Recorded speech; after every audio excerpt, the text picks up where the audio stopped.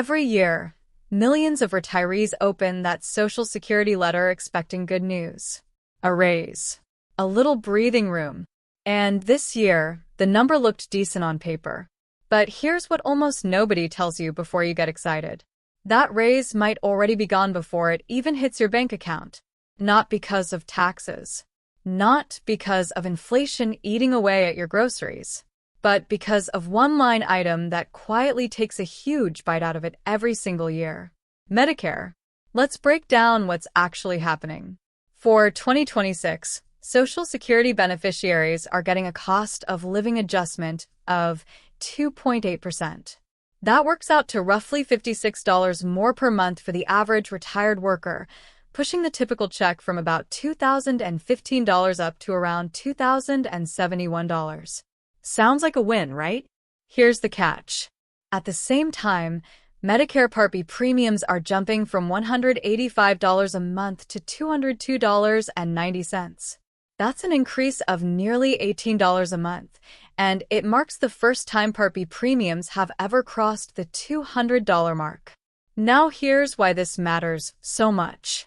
For most beneficiaries, that Medicare Part B premium isn't billed separately. It's deducted automatically straight out of your Social Security check. So the moment your raise lands, Medicare takes its cut before you even see it.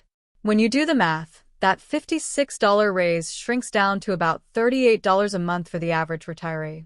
That means roughly a third of the entire cost of living adjustment gets swallowed up by rising healthcare costs alone. And it gets more uneven depending on your situation. For beneficiaries with smaller checks to begin with, the impact can be even more severe. Some retirees on the lower end of the benefit scale could see their raise reduced to almost nothing once Medicare takes its share. Meanwhile, Part B isn't the only cost climbing. The annual Part B deductible is rising too, from $257 to $283. And Part A, which covers hospital stays, has a higher deductible as well, now at $1,736. So even beyond the monthly premium, the overall cost of healthcare for seniors keeps climbing faster than the raise meant to help them keep up. There's actually a small safety net built into the system for some people. It's called the hold harmless provision, and it prevents a person's Part B premium increase from being larger than their actual dollar increase in benefits. But this protection has limits. It generally applies to people who have their premiums deducted directly from Social Security and don't pay higher income-based premiums. It's estimated that around 1 million beneficiaries will have their premium increase capped because of this rule. But for the vast majority of retirees, that safety net doesn't fully offset what Medicare is taking. This isn't a one-time issue either. This marks the third consecutive year that Medicare Part B premiums have risen faster than the Social Security cost of living adjustment.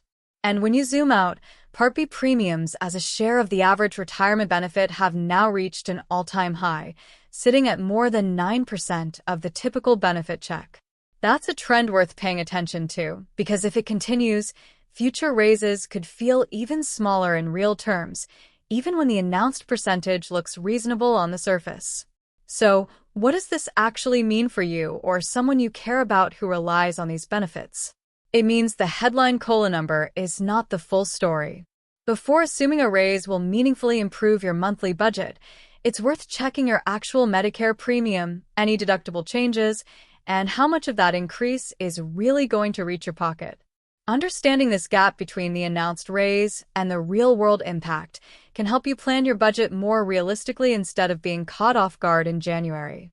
If this helped you understand what's really happening with your benefits, consider subscribing for more breakdowns like this one, where we cut through the confusing announcements and explain exactly what they mean for your wallet.